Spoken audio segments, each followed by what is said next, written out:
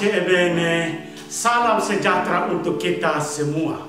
Saya Pastor Octavianus Situngkir Kapusin hendak membawakan renungan kepada kita Sabtu pekan ke-27 yang dikutip dari Injil Lukas bab 11 ayat 27 sampai 28. Demikian bunyinya. Ketika Yesus masih berbicara, berserulah seorang perempuan dari antara orang banyak dan berkata kepadanya, "Berbahagialah ibu yang telah mengandung engkau dan susu yang telah menyusui engkau." Tetapi ia berkata, "Yang berbahagia ialah mereka yang mendengar firman Allah dan yang memeliharanya." Demikianlah sabda Tuhan. Judul renungan kita, bahagia mendengar dan menghidupi firman. Bahagia adalah dambaan kerinduan semua orang. Ada orang mendasarkan kebahagiaan itu atas kedudukan, jabatan, keberhasilan, kepemilikan yang serba lengkap, dan sebagainya. Masing-masing punya kriteria standar kebahagiaannya. Perikop Injil hari ini, Sabtu ke-27, sangat pendek, singkat, tetapi padat arti makna. Karena bicara tentang kebahagiaan. Sekali waktu Yesus mengajar, bicara di hadapan khalayak ramai. Rupanya Yesus itu tampil mengagumkan. Tiba-tiba dari tengah orang banyak itu ada seorang perempuan berbicara, "Berbahagialah ibu yang telah mengandung engkau dan susu yang telah menyusui engkau." Rupanya Yesus yang berbicara waktu itu tampil berwibawa, mengagumkan. Perkataan dan pengajarannya menggugah banyak orang. Yesus menanggapi secara spontan, "Yang berbahagia ialah mereka yang mendengarkan firman Allah dan yang memeliharanya." Yesus mengarahkan pikiran dan hati orang banyak itu bahwa kebahagiaan sejati ada dalam diri orang yang terbuka mendengar dan menghidupi firman Tuhan. Kebahagiaan itu rupanya bersumber dari hati, yaitu kesediaan mendengar firman bisikan Tuhan.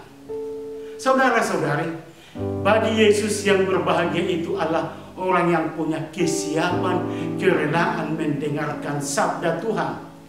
Adalah jelas memang bahwa firman Tuhan itu adalah pelita, jalan, dan kebenaran dalam hidup.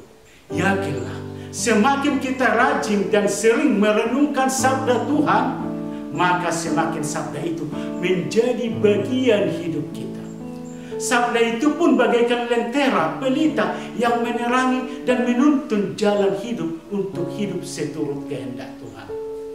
Dengan sabda Tuhan, kita diarahkan kepada kebenaran. Peran sabda itu memang penting dalam hidup kita. Secara liturgi, sabda itu bagian sentral selain perayaan Ekaristi. Ingat aklamasi liturgi sabda.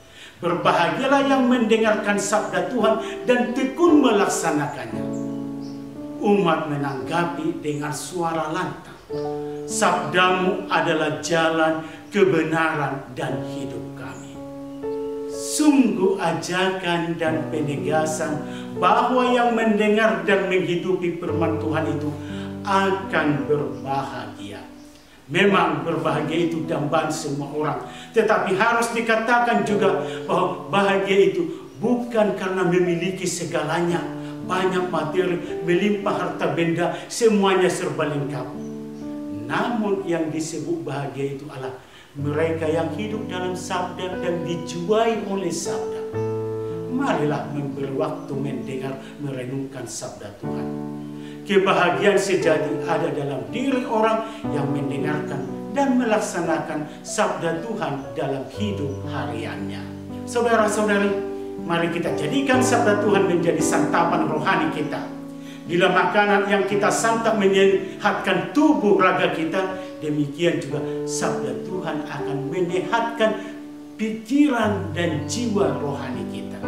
Semakin berkualitas menu santapan kita, tentu tubuh raga kita makin sehat dan kuat. Demikian pun kiranya yang menjadikan sabda Tuhan menjadi renungan santapan rohaninya akan makin merasakan damai, teguh di hati, dan tentulah akan bahagia. Pace bene, semangatlah selalu, berkat Tuhan selalu menyertai.